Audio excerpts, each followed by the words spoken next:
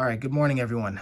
So I'm going to share with you something about objective personality that I guess I'm really excited about because I'm now starting to experience it firsthand, and that is the relationship or the reason why sleep is defined the way it is. Right.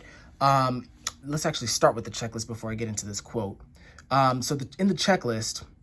So sleep is defined as a lot of different things. If you haven't noticed, if you're an objective personality, there's a lot of random. It seems random why they're connecting certain things.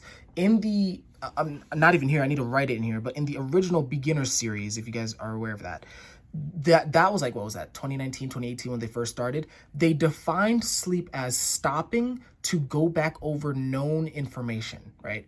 And that was the only definition, right? I mean, and yes, they had things about preserving energy and things like that, but those were more secondary. The original definition was stopping and going over known information. But since then, they've created like quite a few definitions thrown around out there, and it's like, okay, well, why? A lot of these are mine, but I'm going to stick to the ones that I know for sure that they've talked about. They've defined it as process state, self-reflective, resolve, putting on the brakes, preserving energy, and then here's one that was in the type of tool. I feel too drained to deal with the outside world random bullshit, so I need to work smarter and not harder. So, which one is it, right? I mean, maybe that's a little bit too simplistic of a question, but, I've often asked myself this question. It's like, okay, should I be worrying about preserving energy, or should I be worrying about going over known information? Like, how is going over known information preserving energy? Like, what the fuck, right? But what I'm experiencing now, I think I know the answer to this. And the answer to this, very shortly, is by creating habits and systems that you repeat repetitively, right? Going over it again and again, it eventually becomes automatic, and that is what preserves the energy. So in other words, preserving energy and putting on the brakes and being resolved and all that stuff, those are symptoms, those are benefits of going over something and repeating it again and again. But I guess let me clarify or make a distinction between Dave and Shan.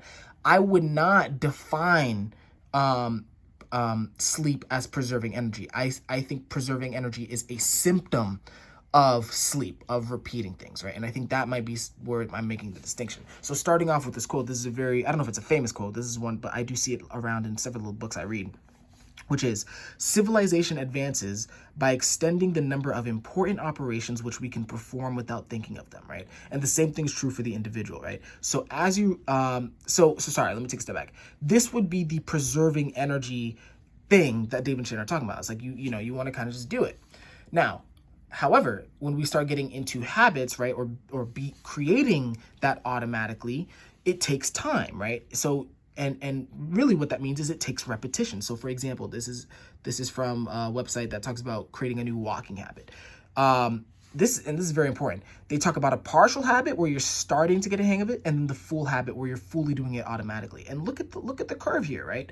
So as you're starting out, you're 20 days in, 25 days in, even 25 days in, and I'm assuming you're repeating the same habit every day, preferably at the same time, But even here, you're a month in, and it's still not automatic yet. You're still, so think of it this way. You're still expending energy on that habit, right? You have to force yourself to do it some days. It's going to suck, But then when you get to the full habit, this is when the full preservation of energy starts, because you've repeated it so long that your body has converted it to the unconscious. It's converted it to procedural memory, all that fun stuff. And so that's when, let's say, you can experience that joy of doing something and watching yourself do this habit without thinking about it, right?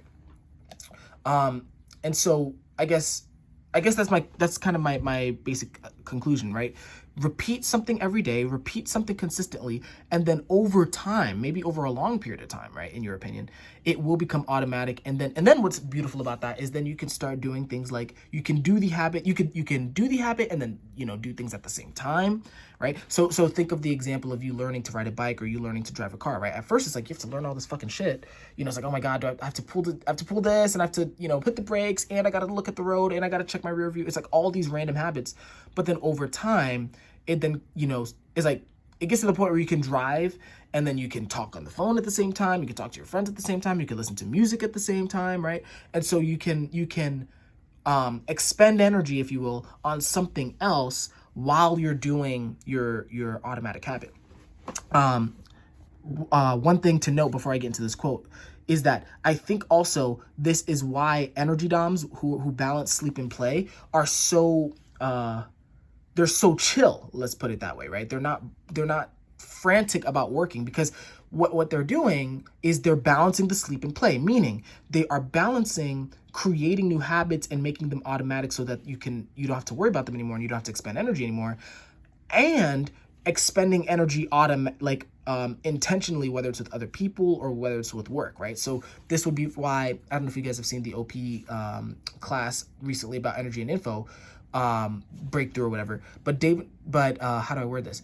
They talk about how, okay, watch videos at the same time that you're working, or, play chess at the same time that you're working.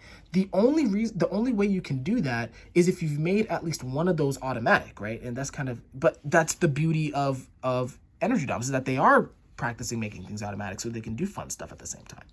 Now, as to how you can do this, let me get into this quote, and then I'm going to get the hell out of here, right?